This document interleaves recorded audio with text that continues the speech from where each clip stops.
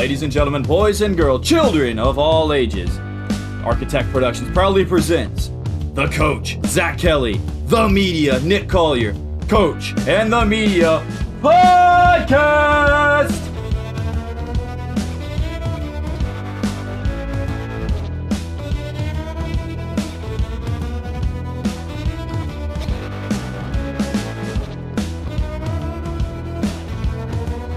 Zach, episode 1 of Coach and the Media Podcast, coming at you hot. How we doing?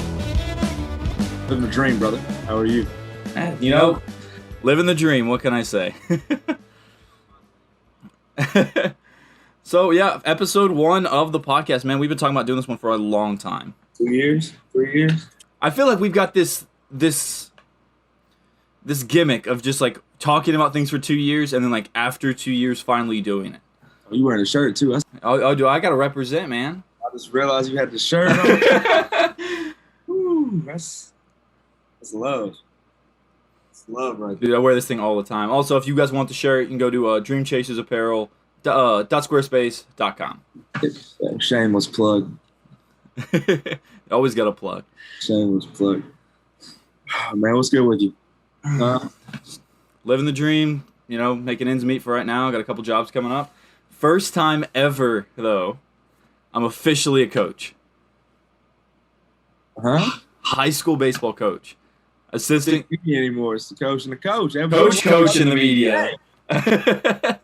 No, I'm a assistant coach of the high school baseball team, and then maybe the head coach of the JV team. Don't know yet on that one, but Coach Collier's in the building. I call you Coach Collier, though. It's D from that name, but we will call you something. Coach C. Coach C. Coach K, just a little different. Now, but we got a lot of topics to go here on episode 1. First, though, we're going to start off kind of a little bit of introduction. Kind of what got us into sports, because, man, we're going to be covering a lot of sports. So, Zach, you can go first. And what got me into sports, man, you know, my dad really pushed it when I was a kid. Played a lot of different things, baseball and football and basketball, soccer at one point, which was stupid. I don't know who plays soccer. Like, it's fun to watch, but I ain't running for that long. But eventually fell in love with basketball and really put my heart and soul into it and become a competitive bear, and had the opportunity to fight some really good friends, including somebody I'm talking to right now. And, you know, really fell in love with it, fell in love with the game. And I had the opportunity to play college ball for a year. I've been coaching for oh my goodness. that hit you, didn't it? I've been coaching for 5 years. Oh my God, have you really been coaching for 5 years? I just finished up year 5. Holy smokes. 4 years of school, 1 year of green up. Yeah. Wow. All right, we're getting old. Yeah, man. Fell in love with it, and I've had the cool opportunity to be able to stay in the game, get my degree. While I'm getting my degree, stay in the game, learn a lot with the college game. And to be honest with you, be in college and as a student and doing some college coaching things, which was interesting. Really put a wrinkle in my life for a little bit. Probably wasn't the best of friends or anything else for about a few years, but yeah, it's what I did, man. I fell in love with it. Now I get the opportunity to do it almost every day, recruiting every day and just living it up, man. What about you? Yeah, no, I mean, same thing. Dad always, he was a sports guy, got me into sports. I mean, I've been playing since I was like 3 or 4, pretty much as long as I could, as soon as I could hold a bat and a ball, I was playing. I played, up until high school, I played baseball, basketball, football, soccer. I wanted to play hockey, but it was too expensive. I'm still bitter about that. I love hockey, but I was never able to play. Hey, boy can play some baseball. Yeah, so we got through high school, man. Decided to drop basketball. Wasn't very good. I was good at free throws and defense. Say Zach can attest to this, except for that 25 piece I put on him at 3 a.m. Hey, I think you drugged me. We'll save that for another story time. But yeah, then played 2 years of college baseball. Unfortunately, had to step away for an injury. But yeah, we're here. We're living the dream. It's a tough time in life, wasn't it? Dude, that was honestly one of the best things that ever happened. Like it's weird because I remember like the first day that I was on campus. It was I think it was my junior year. So it was the first day of junior year, and the bell for 4:00 rang at school, and because we've got the big clock tower that actually rings like all over, you can hear all over campus, and Back type stuff. yeah. So it rang, and I just stopped, and my wife, we were dating at the time, and she just looks at me, she goes, "What?" And I go, "It's 4:00." She goes, "Yeah," and I go, "I don't know what to do." She goes, "What do you mean?" I go, I've always been practicing at 4:00 since I was like a kid. Like I literally I didn't know what to do.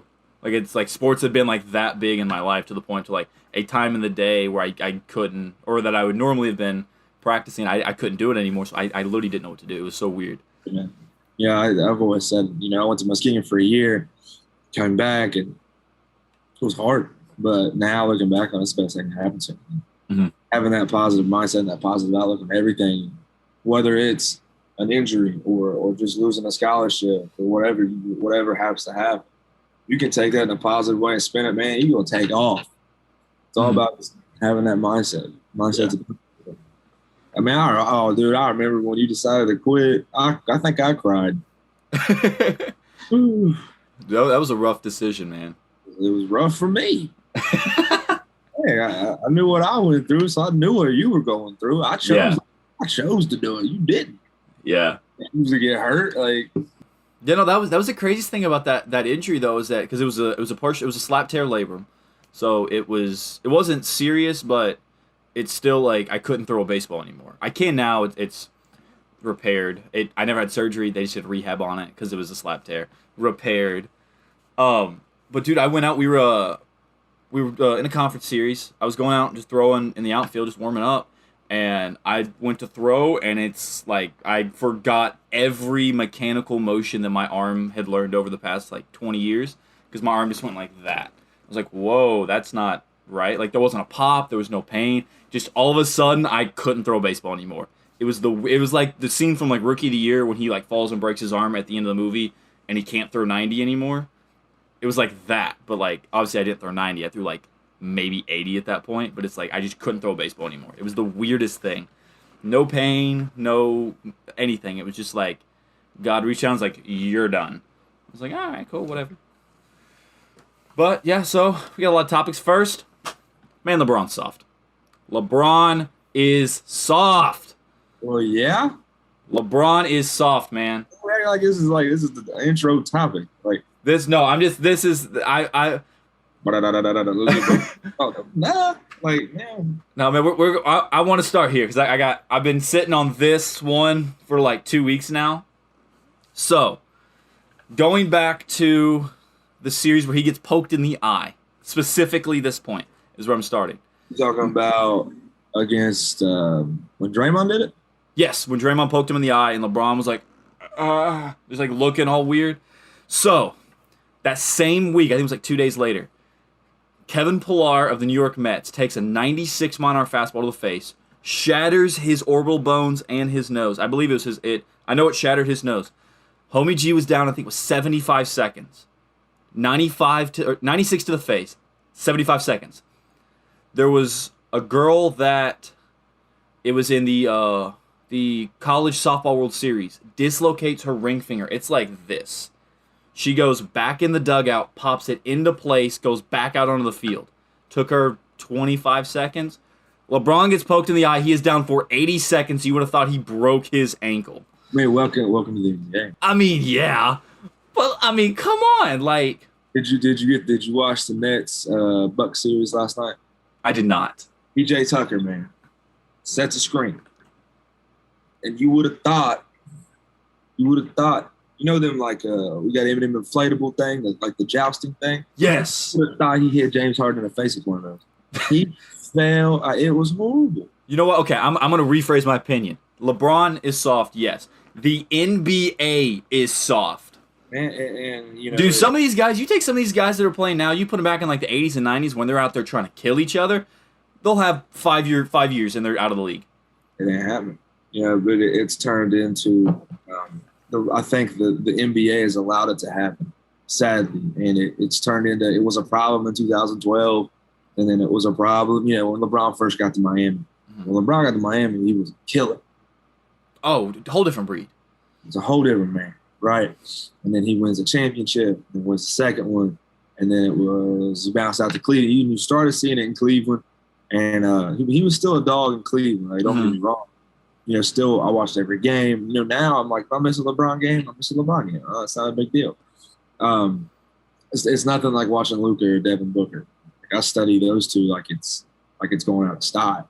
And to me, the NBA is in great hands. We just gotta get some of these pud cakes out there. And it's turned into a soap opera. And and whether people want to think it or not, they use their platform for different ways, and it turns some people off, which is okay. They have every right to do it. But I'm a personal believer. That's why the NBA is down 40-something% in the playoffs. Did you know that? I did not know that. They're down 40-something%, 48, 42, something like that. I can tell you right now, I haven't watched a single playoff game yet. Right. And it's like it just like even when the Celtics were in, I mean, I'm a big Celtics guy. Get out of here. Oh, you knew that. Don't even act. I know. You guys are the most overrated franchise in the past 10 years. Okay, there we go. There it is. Over the past 10 years, yes. Yeah, okay. Back in the day, you had Larry. I get that. But who you had in the past, ever since you lost Paul Pierce. I was gonna say you took the words I was gonna say. We got Paul, Garnett, Rondo. Listen. Arguably the most overrated NBA basketball player of all time, other than Giannis Antetokounmpo. He's dog. It's horrible. You got Paul Pierce, who did he win the Finals MVP? I don't think he did he? Who won it then? You keep talking. I'll look it up. All right. So if he won the Finals MVP, horrible. We had Giannis Antetokounmpo, who's one of the back-to-back MVPs, and I'm pretty sure your wife has a better bag than he does.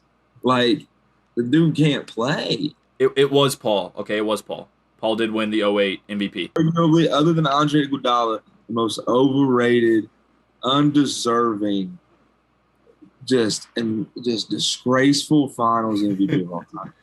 How did Iguodala win MVP? A freaking corner shot in Cleveland. He hit one clutch three in the corner in Game 6 of the NBA Finals of 2015 or 16? 16. 2016. He hits the corner. He was in the left corner. Steph drives. Everybody collapses. He dishes it to him, right? And by the grace of God, he closes his eyes and makes a shot, and he gets Finals MVP. I don't understand it. Fun fact, I was at that game. Were you really? I was at the final. I was at the NBA Finals in 2016. Golden State won it at Cleveland. No, I remember that. I remember seeing your Snapchat stories. Yes. No, I remember that. Let me see if I can get my IG. But LeBron's just he's soft right now. And I don't know if it has a lot to do with do you think it has to do with career longevity? Rather than trying to go in, drive, get hacked. You think he's holding out for Bronny? He's trying to prolong his career to play with his kid? Here you go. I don't know if we can see it. That is me about 20 rows up at the NBA Finals, 2015. So it was 15. It was 15. Okay, I thought it was 16. Well, we got to think, man. We graduated in 15. That's right. It's weird. I feel like I'm an old man. Right. Could be holding out for Bronny, which would be fun. I mean, is it the first father-son in the NBA together? If it happens? Because I can't think of anyone that's happened to. Together, maybe. That's what I'm talking about, like together. Kind of like a King Griffey Jr. thing. Because you got like Steph and Dale. Like they played in the NBA. And then you have a long list like that. But yeah, maybe first together, maybe. But I think, and I love LeBron. I love what he does off the court. To be honest with you, one of the most respected people, even though people hate him, he should be. The community. Oh yeah. But the saddest thing is people want to bring politics into everything, and it kind of deadens the reputation because people are ignorant. Mm-hmm. And the man built a freaking school and is paying for Yeah. every kid to go to college. Yeah, that was like people were like, "Oh, this." I was like, "You guys realize this is out of his pocket? Like it's not gonna like people are like, oh, but the taxes are gonna go up." I was like, "This is free school. LeBron's paying for it." Just let it happen. And whether we say soft because he is soft, and but old Bron wasn't, and we thankfully we got the opportunity to see six Bron Bro, 6 Braun hit different. coming back. That man had killer in his eyes every game. He's gonna be 6 next season. So they got dropped. So maybe the killer might be back. Maybe he's gonna ride off in the sunset this summer. He's gonna do Space Jam 2.0, whatever the heck it's called. He's gonna have his red carpet. And he's gonna get that out of his system, and the killer might be back. But as of right now, soft. I'd love to. I wouldn't be able to guard him. Oh no, he'd make me look stupid. He towers over me by like 4 inches, and he can dunk, and I can't. I'd like to just see what happens. I mean, I don't know that I would score. He may give me like one shot at the beginning of the game just to humor me, and then like lock me down. See, that's the one thing about basketball though is, unlike any other sport, you're gonna get lucky. Yeah, like I did at 2 a.m. Yeah, you got lucky. Yeah, it's anybody 10 shots, they gonna make at least one, right? Mm-hmm. It's like playing baseball. You put me at the plate in a 90-mile-an-hour fastball. I ain't hitting that thing. 10 times out of 10, I'm swinging, letting go of the bat. You know what I mean? Yeah. You might be able to score on him once. That's the weird thing about basketball, but it should be like the fluke thing. It will be. It will be. And I'm telling you, if I did, it would be everywhere. Oh, dude, I would post it. ESPN would pick it up. Like, everywhere. I'd put it everywhere. Cover. Time Magazine Man of the Year, Zach Kelly, scores once on LeBron in a pickup game. 3 from the field, but he did it.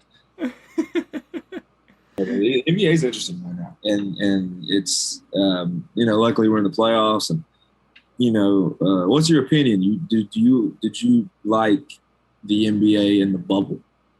Did you like the NBA with the crowd? I like the crowd. I hated watching sports last year where there was like either no crowd or like artificial noise, like they're like simulating a crowd. The game atmosphere is so just different. It is, man. Than like, especially like I mean you and I both. I mean we're both athletes and we played in front of crowds and stuff like that. Man, it's just it kind of adds to like that mentality like when like in the game.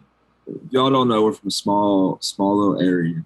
I don't know who's gonna listen to this, but from a small little area. So what's your basketball wise? Because you've been in some cool games. Mm-hmm. I know that because I played them. You got to watch them. What's the best environment around here? Best environment? I'll tell my I got one. I don't remember the year. I think it may have been our sophomore year. Man, Raceland Russell was something else. Man, we got in some fight. You remember? Dude. I dove into the crowd on purpose. Yeah, I remember that. Was that at Raceland or was that at Russell? At Raceland. At Raceland. What was that the year they went to sleep in the bleachers? Yes. Oh my. Okay, real talk. I was in the stands for that. I've never laughed so hard at an opposing team. It was hilarious. So for context, this was our one of our rival high schools. We had like 8 rival high schools. Everyone in that area was rivals with everyone else. But this is the thing. A little bit different, man. Everybody hated us. Yeah, but everyone also hated Russell. So like I said, everyone hated everyone in that area. So that's why we were all rivals. Everybody hated Russell because of who they were. People hated us just because we were jerks. Okay, hot take. Russell was the Duke of our area. Go ahead. Yeah, but anyway, so they come into our home court. They come in pajamas. They've got pillows, and we're all kind of looking like what? Like was it pajama day or something? Then they go through their lineup. They're going crazy, bouncing up and down. I mean, you would think it's the national championship. Well, here comes our starting lineup. They all fall asleep in the bleachers, throw their pillows, and they are asleep. the entire opening lineups until tip-off. And it wasn't like 25. There was, 100 kids in that bleachers for Russell? Easily. It was packed. Dude, it was a sold-out crowd, quote unquote. And it was rocking. It was the first half. And that's the game I did in the bleachers. It was the first half, and I don't remember the name of the play, but the best coach I ever had, Bob Trimble.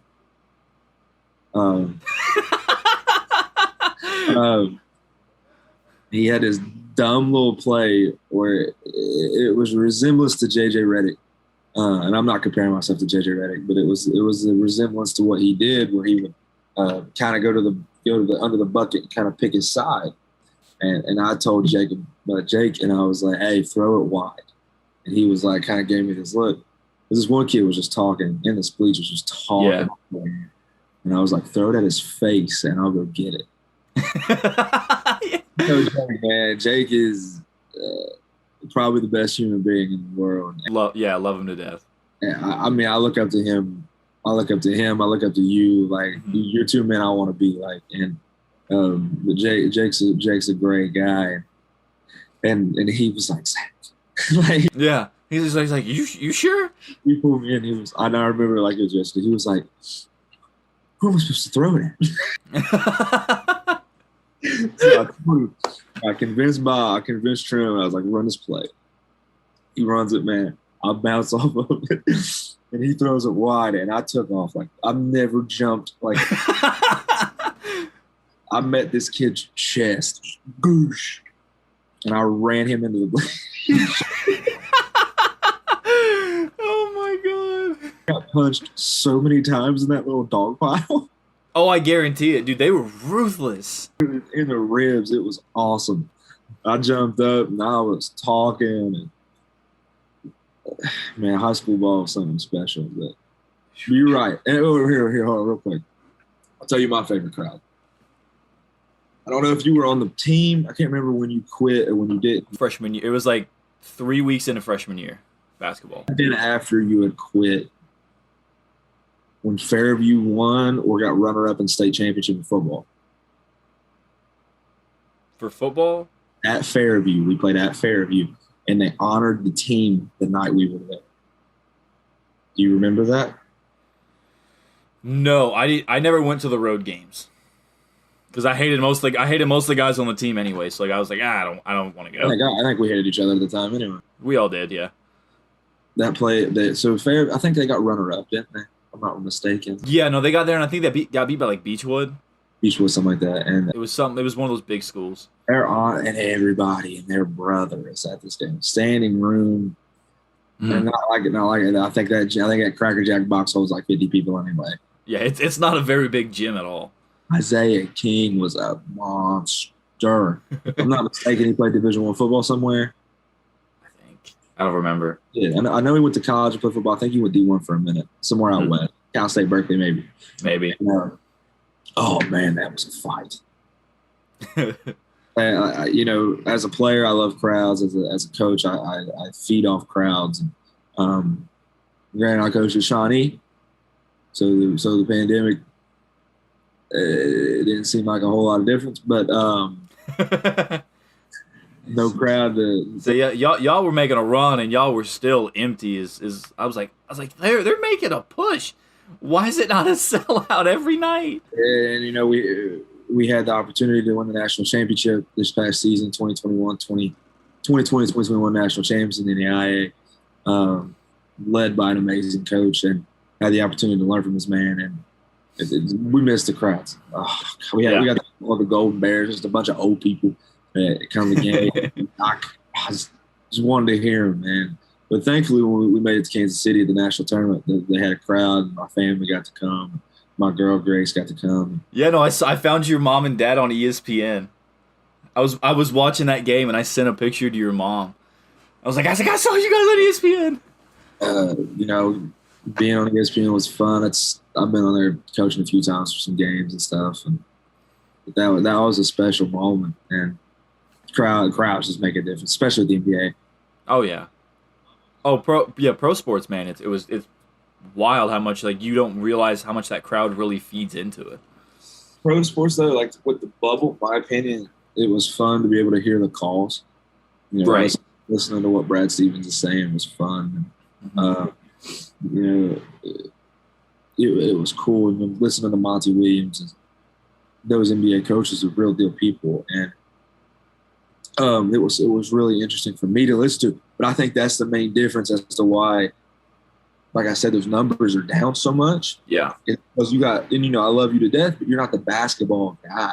Yeah. No, I mean I'm not the first. I'm gonna be the first line up to tell you, like, dude, I know jack shit about basketball. Right, you're not the Like I know how to play, but like as far as like the in depth, like I am with baseball, even football, I'm not the guy to jump in and be like, yeah, this, and this. So now all those people who just enjoyed watching it are not there, and you got the dummies like me who could study. Yeah. And that's the thing.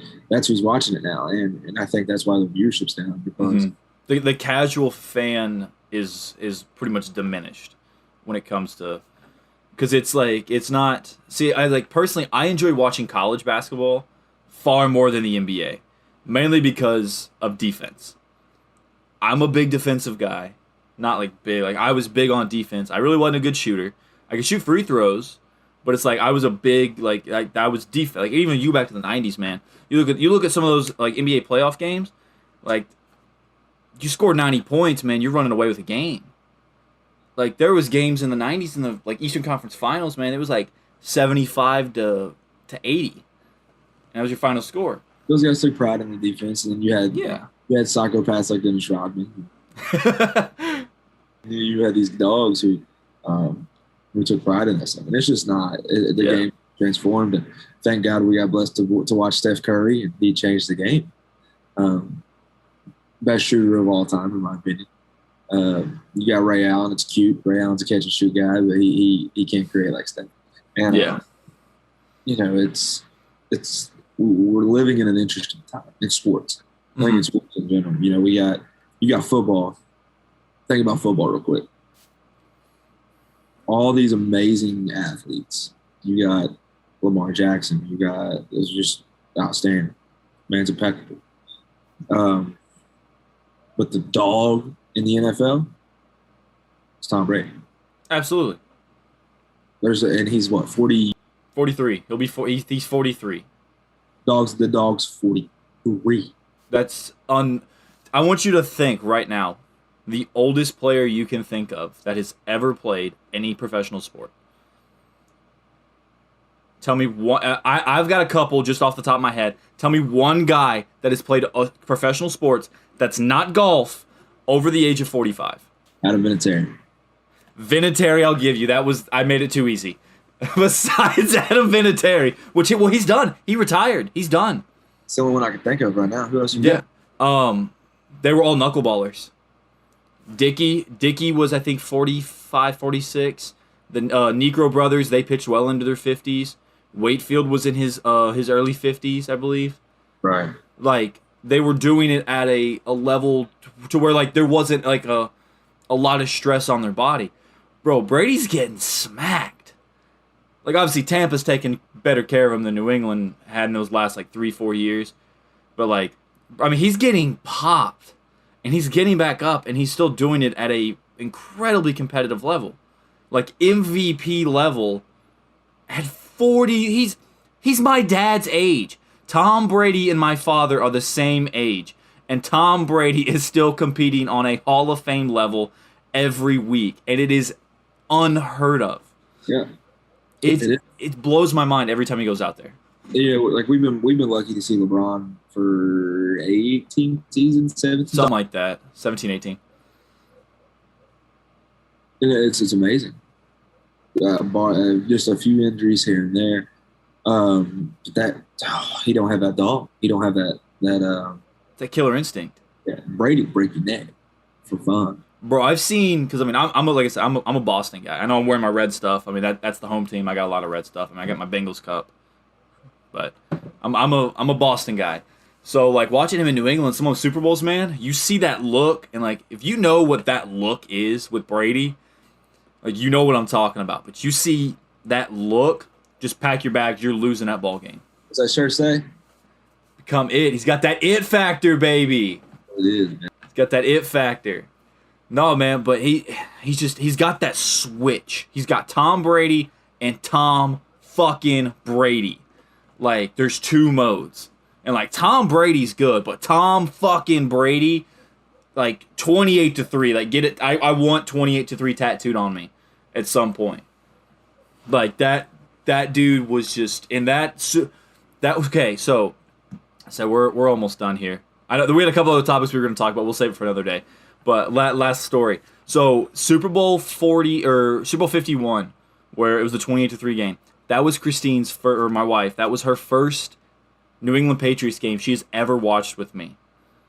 And the emotions throughout that entire game, like I really didn't know if she was going to stick around because I really made an ass of myself the whole night.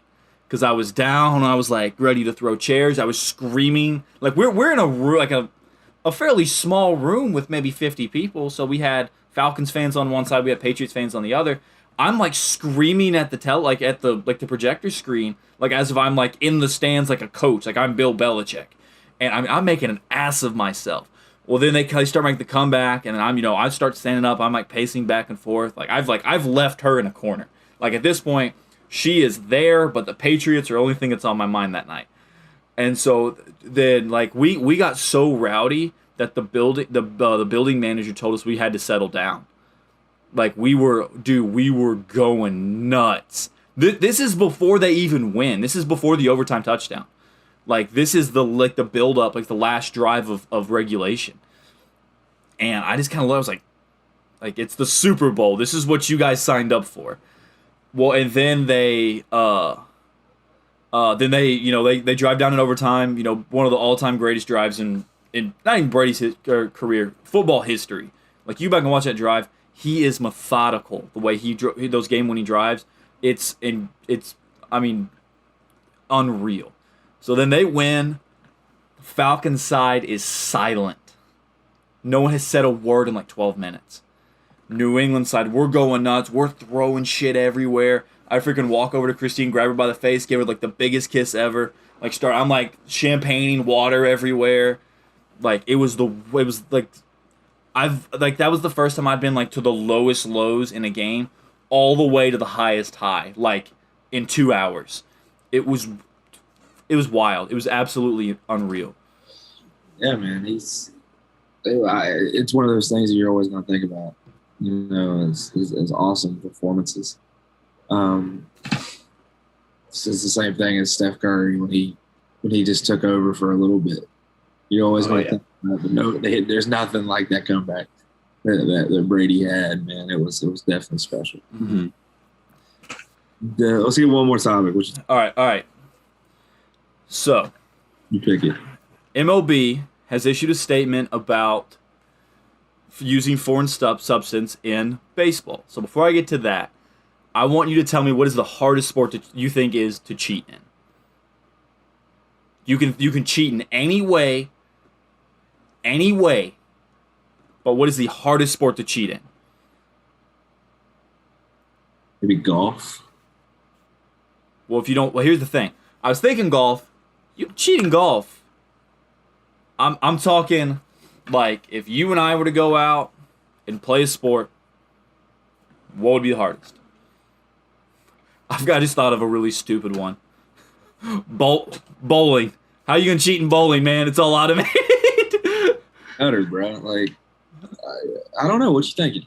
I mean, obviously, like I said, bowling, like, cause it's all in the system. Like, there's like, I don't know about hockey. You really, obviously they got steroids and stuff like that, but no one juices in hockey. Like, you're all big dudes. You're beating the piss out of each other every night. Yeah, you're literally fighting. MMA, I think, would be another hard one because you have to pass drug tests. Boxing, you gotta. Boxing, like combat sports.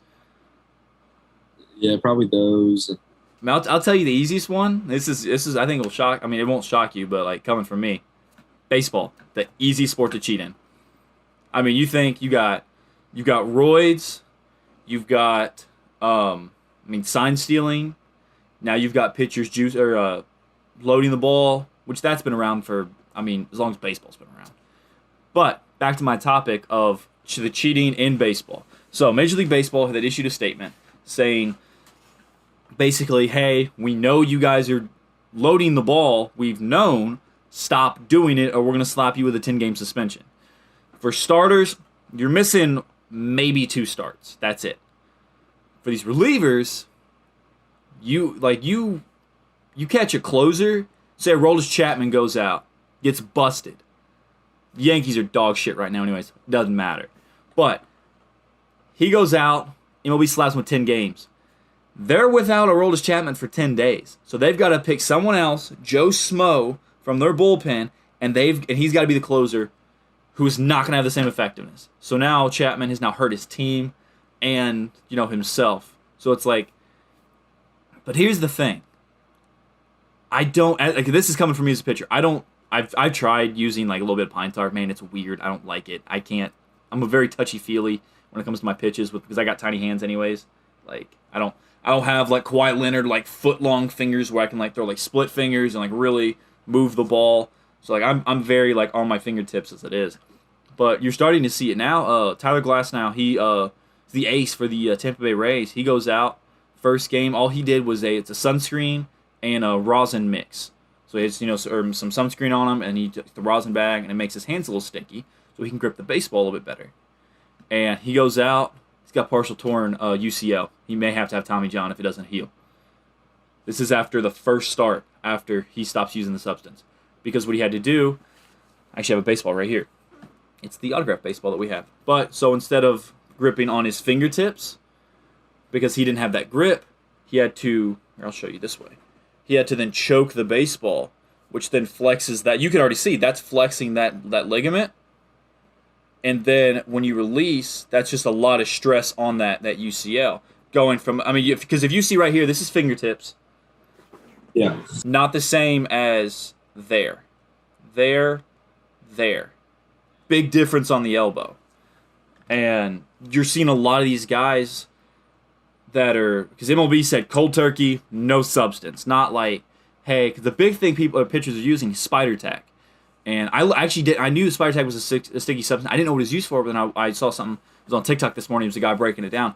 Spider tack's used for like power lifters.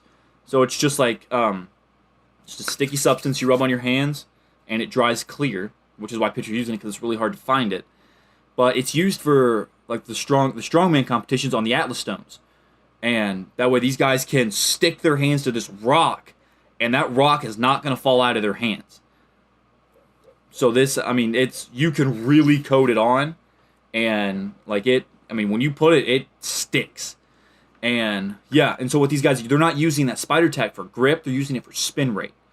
And so in baseball, spin rate is how you get more velocity out of your fastball. So you see some of these guys, when like a fastball comes out, it looks like it's going up.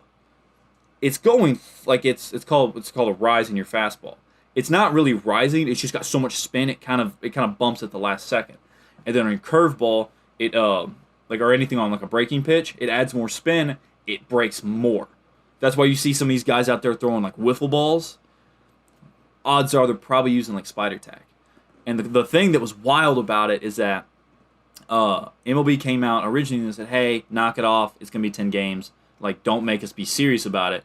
When some of the guys, so Garrett Cole, Aroldis Chapman, and Trevor Bauer were the three main guys that got hit on this. Just because they're mainstream. They're doing Chapman's been doing crazy stuff since he was in Cincinnati back when we were in high school. But then Garrett Cole and Trevor Bauer are, they were red hot. Bauer, I think they both won the Cy Youngs respectively last year. I know Bauer was the NL. I can't remember who won the AL last year. But their spin rate on on all of their pitches were down. It was about 200 RPM, and Chapman's was down 300. Now I want you to think, real quick, speaking of Chapman, how hard does Aroldis Chapman throw? Didn't he clip 100 a few times? He consistently hits 100. Now, if I told you Aroldis Chapman threw a 96-mile-an-hour fastball, would you think I was lying? Yes. And if I told you Josh Donaldson hit him about 450 feet off that 96-mile-an-hour fastball, would you think I was lying? Wow. Yes. Because that happened. Did it really? Yes. This was after Major League Baseball came out and said, hey, knock it off. Spin rates went down. Aroldis Chapman dropped 300 RPM, which you cannot do naturally. That is so much RPM that it's naturally impossible to bump that much. And then another fun stat. So Garrett Cole, because whenever he came up, he was in the Pirates organization. Then he was either traded or signed with the Astros in like 2017. I don't know. I don't have like the stats in front of me, but it was around that time. They've done a stat graph of his spin rate. It was pretty it was above the average of the league, which I mean that's normal. He went to the Astros, it bumped up 250 RPM. He's in that weight room, son. Yeah, no, you can't add 250 RPM naturally. But then a lot of these guys there's a Barstool podcast. It's called Starting Nine. Dallas Braden, he pitched with the Oakland Athletics for a number of years, and he was like, yeah, he was I think he was a sunscreen rosin guy. I mean, nothing pine tar, nothing spider tack. It was that stuff was solely to get a grip on the ball to have better command. And Pete Alonso, he is the first baseman for the Mets. He came out and said, like, look, man, I don't care. It's like if they can throw strikes with it, I don't care. It's like it's the stuff that they're using for grip. That's like he's like, I don't like if they're using grip, I would rather a guy that's throwing 97 plus have a grip on a baseball and be able to locate that ball than a guy throwing 97 and it's going to come at my head because he can't grip a baseball and control it. Yeah, that's a great argument too. Yeah, no, and I never thought of it like that as I'm almost like, oh, I hate juicing, like quit loading the ball. And then he said that, and I was like, man, I've never thought of it like that. Oh, so but that's the thing is like the spider tack is used to add spin rate, which is adding an unfair advantage to these hitters. Because I mean, like these guys are throwing wiffle balls and I mean, no one's gonna be able to touch this stuff. But it's like the sunscreen rosin, putting a little bit of pine tar just on the tip of your fingers to be able to grip a baseball, just to be able to get it on the tip of your fingers and just locate a ball. Man, I'm gonna be honest, I don't got a problem with that. And then I forget real quick. I forget who else was someone else. I was thinking about it. I think it was another Barstool podcast I was listening to that they were talking about the same issue because it's big in sports right now. Hitters can use pine tar. They put pine tars on their bat to be able to hold on to their baseball bat. Why can't a pitcher put a little bit on his fingers to be able to grip his baseball a little bit better? That's a good point as well. I mean, I think the problem that the MLB is running into is I'm as into baseball as you are into basketball, so I'm not very there. But, yeah. I think I heard on ESPN the other day, about a week or four ago, Clayton Kershaw said there's too many no-hitters, right? Oh, there's way too many no-hitters. Dude, we've had more no-hitters this year than we had over like the last like 3 seasons or something like that. It's absurd. So with all due respect to the game of baseball, what pitchers do is fantastic. It's borderline one of the most impressive things that a human being can throw a ball and make it do whatever it wants. It's amazing. Mm-hmm. But that's not what sells tickets. That's not what the fans are coming there for. The fans are not coming there to buy $400 seats behind the plate to maybe get the catcher to throw them a ball when they're coming off the field. They're there to sit in the bleachers in the outfield, catch a home run ball. Yeah. See, that's like the whole mentality of sports is it's like kind of, the chicks dig the long ball, the 3 is the god of basketball. Like everyone's chasing the highlight always. Like, a double in the gap, to start an inning. Like, yeah, it's cool, but a leadoff home run's way cooler, and it pays the bills a lot better. Same thing as like, freaking 3 from the logo is a lot cooler than a layup off the glass. Like it's. And the thing is, what's sad is people don't respect the no hitter, and people don't care. Like it's like, whatever, cool. You're the casual fan, but the casual fan wants to watch somebody rip it 450 feet. You know what I mean? Yeah. I think that's the problem the MLB turned into is now fans are like, bro, stop. So the to kind of counter that, so I think two things that helps pull down the no hitters and puts the ball in the plate more. One, get rid of the damn shift. I'm tired of it. I've seen it too much. I watched Manny Machado, who plays third base, field a ball in right field. The other side of the baseball field, I watched him field a ball in right field for the San Diego Padres. I'm tired of it. Get rid of it. I hate it. I've seen it work just as much as it not work. But the problem about it is that it's taking hits away from the game, and it's like, and I think that's one of the biggest reasons why we're seeing so many no hitters. Is it because you have all these guys that, like these left-hand hitters, you throw everyone except for your third baseman to the right side, and that a ball that would normally be a single, you've hit it into the outfield. You've got a second baseman who's playing short right field. Well, now he fields it, throws it to first for an out. Yeah. And then another thing is that this was in the same interview that Pete Alonso was talking about. Major League Baseball is apparently, this is all coming from Pete Alonso. You guys can look it up and kind of make your own opinion about it. Pete Alonso's gone on the record. He said that Major League Baseball either juices or deadens the baseball based on what the predominant player is in the offseason for free agency. So this year, it's a lot of hitters. So what they've done is that they've deadened the baseball. Home run numbers are down, slugging's down, OPS is down. So they're like, so whenever you get to free agency, you look at the numbers, they're, down over the last couple of years because the baseball's dead. And so now, front office can be like, well, your numbers are down, sorry, we can't pay you that $300 million you want. We can pay you $200 million. When pitchers when a big group of pitchers are about to come in free agency, they juice the ball. It's like, well, sorry, man, your ERA bumped up you went from a 2.1 to a 3.5. I can't give you $200 million. I can give you $150. That's a great. And like I said, this is coming from Pete Alonso. Obviously I paraphrased it, of course, but that's along the parameters of what he said. Is that Major League Baseball is controlling the baseball itself to hinder free agency for the front offices. Wow, what a theory. Mm-hmm. That is, yeah. I heard that and I was like, oh my god! I was like, that makes so much sense though, because like whenever you go back and look at the stats, it's like, yeah, no, that tracks. Like that makes a lot of sense. The two things from this topic that make sense is that, and when you mentioned the hitter that would rather somebody have control of. Mm-hmm. I mean, it makes sense. Yeah.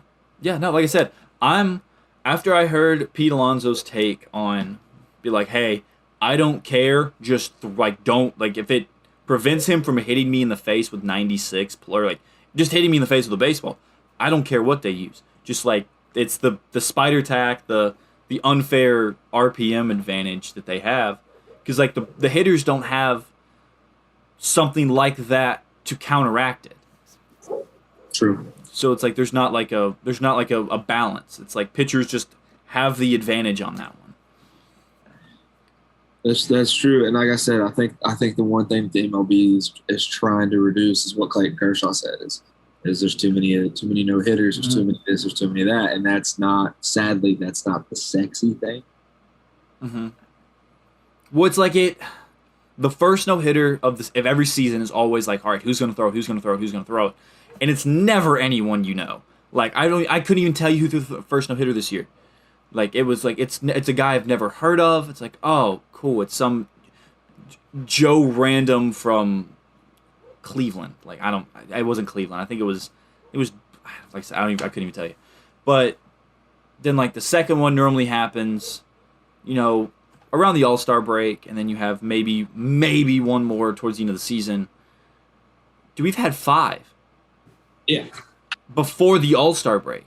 And I think it cheapens the product, I think is what I'm trying to say. Is that the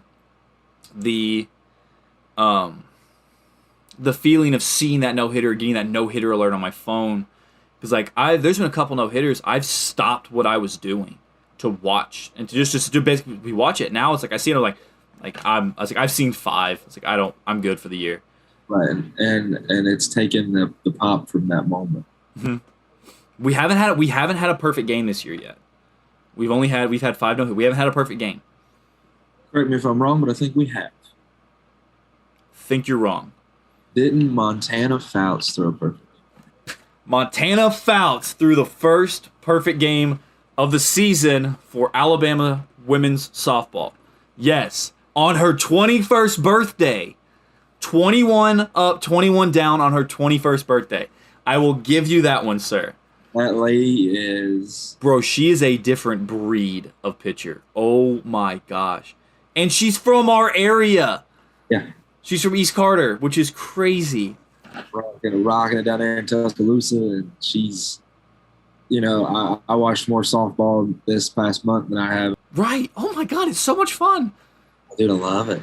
Dude, I've watched more college softball and college baseball this year than I think I have in like the past 5 years. I ain't gonna lie to you. I ain't gonna cap. It's all because of Montana. I followed her on Twitter. Yeah. Because my mom was friends with her mom or something, and I was like, oh, cool. Like she's going to Bama. Like that's great.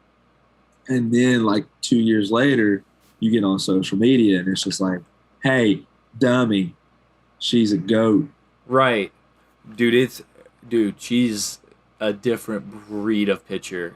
I watched her pitch against somebody. They're playing at Alabama, and I watched first pitch to last.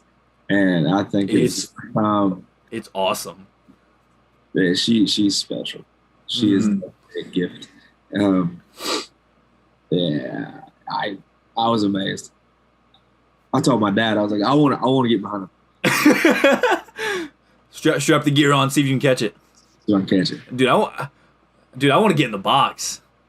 Forget behind the plate. I want to get in the box. I'll let you. That's not like a baseball versus softball thing. I genuinely just want to see if I can, because like the movement on her pitches, it's unreal. I've never seen a softball move like that. 6'6" Maybe. Good girl. She's tall. Very tall.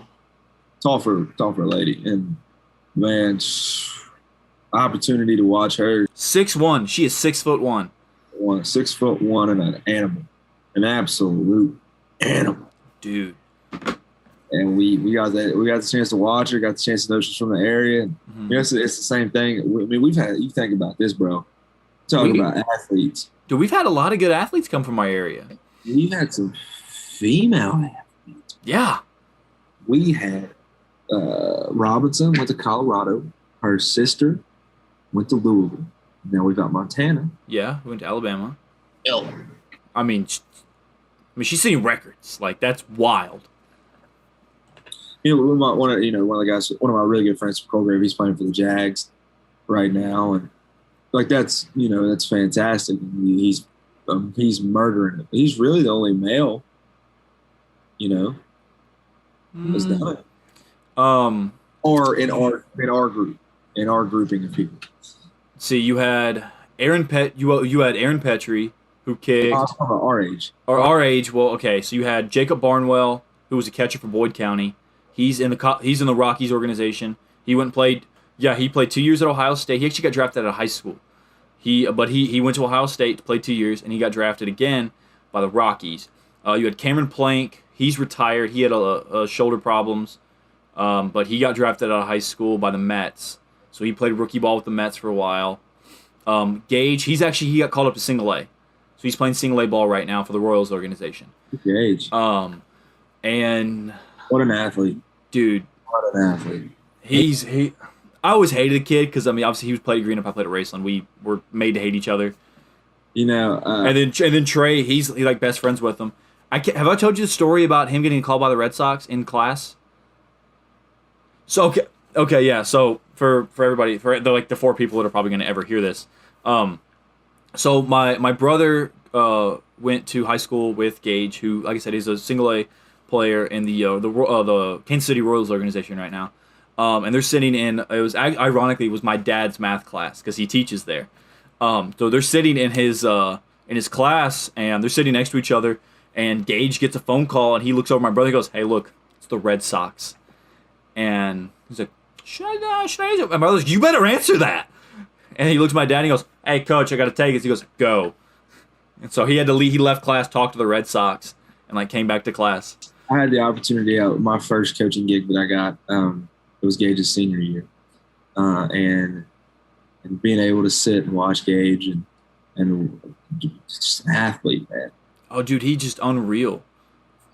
Because I think whenever I played my senior year, I think he was an 8th grader, and he was performing better than some of the seniors I'd seen that year. It was.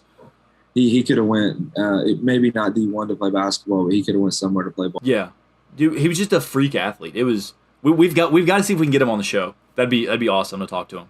Yeah, man, he's a stud muffin. And watching him practice, he practiced hard. Yeah, and the dude did it the right way too. Like I respect the hell out of the kid. I kind of didn't know how to take him because I had that competitive nature. Yeah, I played against him and I was like, man, this little kid.